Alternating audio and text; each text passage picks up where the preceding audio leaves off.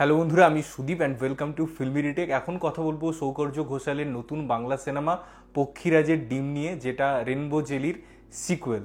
তো এই সিনেমাটা কেমন লাগলো এইসব বিষয়ে থাকবে আলোচনা। তারও আগে বলি, সৌকর্য ঘোষাল আমার ভীষণ পছন্দের একজন পরিচালক এবং এই কথাটা আমি বিভিন্ন জায়গায় বলেছি। তার ভূতপরি বা রেনবো জেলি নিয়ে তো সবসময় আলোচনা হয়, বাট পেন্ডুলাম, তারপরে লোডশেডিং, এই ধরনের যে সিনেমাগুলো আমি দেখেছি, সেই সিনেমাগুলোতে তার যে একটা অন্যরকম সিনেমা করার ইচ্ছা, প্রবণতা এবং সেটার একটা পরিপূর্ণতা আছে না, সেটা দারুণ। এই সাইফাই জনার বা এই যে রূপকথার গল্প, তার একটা অডিও ভিজুয়াল যে রূপান্তর সৌকর্য ঘোষাল দেখিয়েছে, সেটা সত্যিই প্রশংসনীয়।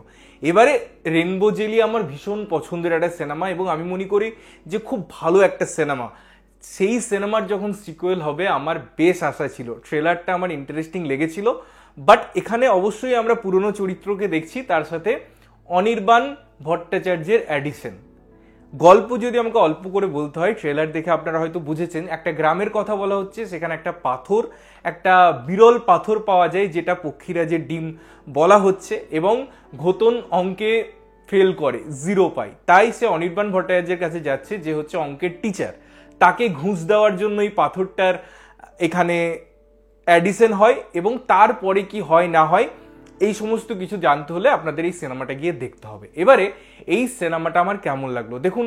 আমি এটা জানি বা এটা আমার খুব মনে হয় যে সৌকর্য ঘোষালের একটা প্যাটার্ন আছে। সে যেভাবে সিনেমা স্টার্ট করে এবং এন্ড করে, যে জার্নিটার মধ্যে আমাদের নিয়ে যায় না, সেটা দেখার মতো, সেটা মনে রাখার মতো, সেটা এক্সপিরিয়েন্স করার মতো। তার মধ্যে অনেক চরিত্রের আগমন ঘটছে, বিভিন্ন জিনিসপত্র হচ্ছে, বিভিন্ন এঙ্গেজিং ফ্যাক্টর হচ্ছে, তো সেই সমস্ত কিছু কিন্তু এখানে আছে। এবারে যেহেতু সিকুয়েল, তাই আপনি যদি রেনবো জেলি দেখেছেন তারপরে এই সিনেমাটা দেখছেন, আপনি অনেক এমন জায়গা খুঁজে পাবেন, এমন অনেক ডটস পাবেন যেগুলো কানেক্ট হয়। এবারে এই সিনেমাটা কিন্তু স্ট্যান্ড অ্যালোন হিসেবেও দেখা যায়, সেক্ষেত্রে আপনার খুব একটা অসুবিধা হবে না। বাট আপনি যদি রেনবো জেলি দেখেন, তাহলে হয়তো আপনার কাছে ওই নাটকটার যে একটা বৃদ্ধি আছে, একটা পরিপূর্ণতা আছে, যে যে লিঙ্কগুলো ক্রিয়েট করছে, সেগুলো আপনার কাছে ক্লিয়ার হবে এবং আপনি হয়তো আর একটু বেশি নেক্সট স্টেপ আমি বলবো এগিয়ে থাকবেন অন্যান্য দর্শকের থেকে। তো এই একটা কাজ যেটা আপনি করতে পারেন, যে রেনবো জেলি দেখে এই সিনেমাটা দেখতে পারেন। এবারে যে জিনিসগুলো এখানে ক্রাইসিসের কথায় আসে, সেবার আমরা যে চরিত্রের ক্ষেত্রে দেখেছিলাম, এবার সেটা অনির্বাণ ভট্টাচার্যকে দেওয়া হয়েছে, তাকে প্রাধান্যতা অনেক বেশি দেওয়া হয়েছে। আমি জানি না কেন। এখানে স্ট্যান্ডঅ্যালোন হিসাবে যদি আমি ঘোতনকে দেখি এই সিনেমায়, আমার মনে হবে যে তাদের তো আমরা ফেস দেখছি, বাট তার ইম্পর্টেন্ট জায়গার রোল আমার মনে হয় খুব কম হয়ে যাচ্ছে। এবং এই সিনেমার অনেক ইভেন্ট আছে বা অনেক সিন আছে, যেগুলো কিন্তু ওই ইভেন্টের একটা দৃশ্যায়ন মনে হয়, অর্থাৎ তার ক্লোজার ঠিক মতো হয় না, তার এস্টাবলিশমেন্ট ঠিক মতো হয় না, ক্যারেক্টার ডেপথ ঠিক মতো হয় না। একটা ভিশন থাকে, একটা ভিজুয়াল ট্রিট পাই আমরা সৌকর্য ঘোষালে, সেটা কোথাও কোথাও আমরা পেয়েছি। মিউজিক ভালো, ক্লাইম্যাক্স আমার ভালো লেগেছে, বাট আমি সেই জার্নির মধ্যে না, কোথাও যেন মনে হচ্ছিল ইভেন্ট পাচ্ছিলাম। পরিপূর্ণতাটা কোথাও গিয়ে এই সিনেমায় মিসিং হয়েছে, যেটা প্রথম থেকেই আপনার এই ফিলটা হতে শুরু করবে যখন এই সিনেমাটা দেখবেন।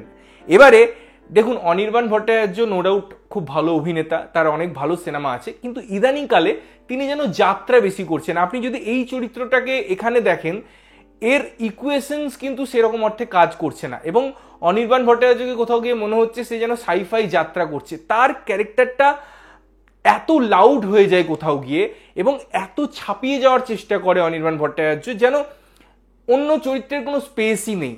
প্রথমত এটা যখন দুটো ম্যাচিওর্ড অ্যাক্টরের মধ্যে হয়, সেখানে অনির্বাণ খেয়ে নেওয়ার চেষ্টা করছেন অন্য অভিনেতাকে, তাও যদি সেই অভিনেতারা পোর খাওয়া হয়, সেটাকে একটা ব্যালেন্স করে দিতে পারে।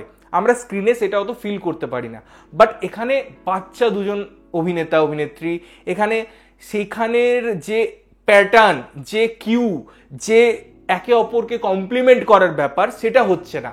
অনির্বাণ যাত্রা করছে, লাউড সেই ক্যারেক্টারটাকে প্লে করছে, তার ফলে ওই সুন্দর যে মোমেন্টগুলো, যেগুলো আমাদের হাসি পাওয়াবে, যেগুলো আমাদের মনে পরিপূর্ণতা দেবে, সেগুলো কোথাও গিয়ে এস্টাবলিশমেন্ট হচ্ছে না। সেগুলো কোথাও যেন একটা অপূর্ণতা পাচ্ছে, মনে হচ্ছে যেন এটা বেশি বেশি দেখাচ্ছে। তো এই ছোট ছোট কারণগুলো না সিনেমাটাকে ভালো সিনেমা হতে দেয় না। এই ছোট ছোট কারণগুলো সিনেমার মধ্যে অনেক লুফোলস রেখে দেয়। এই ছোট ছোট ঘটনাগুলো সিনেমাটাকে বাঁধতে দেয় না, সিনেমাটাকে লুজ ছেড়ে দেয়। তো তার ফলে সিনেমাটার ওভারঅল আমরা যখন একটা জায়গায় নিয়ে আসার চেষ্টা করি, সিনেমাটা একটা অ্যাভারেজ সিনেমা হয়ে যায়। তাই সিনেমার কনসেপ্ট ভালো ছিল, সিনেমার একটা ভালো জায়গায় একটা নোটে নিয়ে যাওয়ার চেষ্টা করেছেন পরিচালক, একটা ভালো ক্লাইম্যাক্স ডিজাইন করেছেন। বাট আমার মনে হয় কিছু কিছু ক্ষেত্রে কিছু কিছু জায়গার জন্য সিনেমাটা অ্যাভারেজ সিনেমা হয়ে থেকে গেছে। তোমাদের কি মতামত? তোমরা যদি দেখেছো তোমাদের কেমন লেগেছে জানিও, না দেখে থাকলে গিয়ে দেখো এবং দেখে এসে জানাও যে কেমন লাগলো। ততক্ষণের জন্য ভালো থাকবে, সুস্থ থাকবে এবং সবসময় ভালো জিনিস দেখবে। চ্যানেলটা যদি প্রথমবার দেখছো লাইক কমেন্ট শেয়ার করতে হবে, সাবস্ক্রাইব করতে হবে যাতে প্রত্যেকটা নোটিফিকেশন তোমাদের কাছে পৌঁছায়। দেখা হচ্ছে অন্য কোনো ভিডিওতে, ততক্ষণের জন্য টাটা।